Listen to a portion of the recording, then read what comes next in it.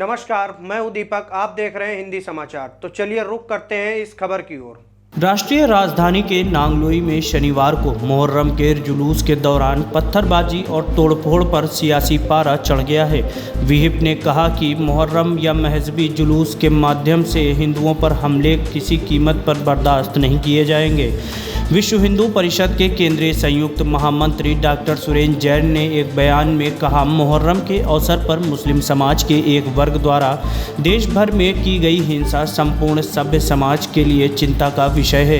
कहीं पर कांवड़ियों पर हमले किए गए तो कहीं पर मंदिर के ऊपर मुहर्रम का झंडा लगाने से रोकने पर हमले किए गए। दिल्ली की नांगलोई में केवल पुलिस पर ही नहीं, वहां से निकल रहे बसों, कारों व स्कूटर व मोटरसाइकिल पर हमले किए गए तथा हिंदुओं को लाठियों और पत्थरों से पीटा गया। इसके कारण वहां वाहनों का तो नुकसान हुआ ही, दसियों हिंदुओं व पुलिस वाले भी घायल हो गए। विहिप इस अमानवीय हिंसा को कठोरतम शब्दों से निंदा करती है।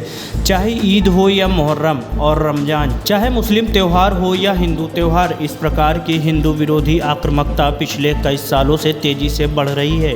इस मामले में एक विशेष रणनीति दिखाई दे रही है। हमलावरों में अवयस्क बच्चों को आगे किया जाता है, जिससे अगर वे पकड़े भी जाएं तो मामूली सजा पाकर जेल से छूट जाएं।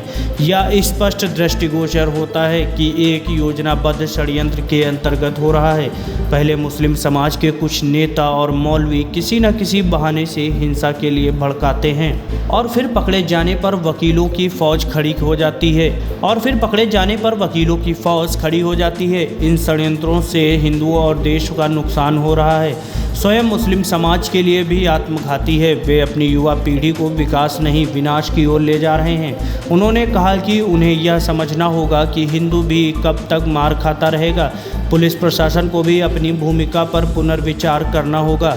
हिंदू त्यौहार व शोभा यात्राओं में मुस्लिम बहुल इलाकों को संवेदनशील घोषित कर वहां से यात्रा का मार्ग बदल दिया जाता है, तो मुस्लिम त्योहारों और जुलूसों में भी यही मापदंड अपनाना चाहिए। उन्होंने पूछा कि क्या हिंदुओं को शांति से अपना त्यौहार मनाने का अधिकार नहीं है?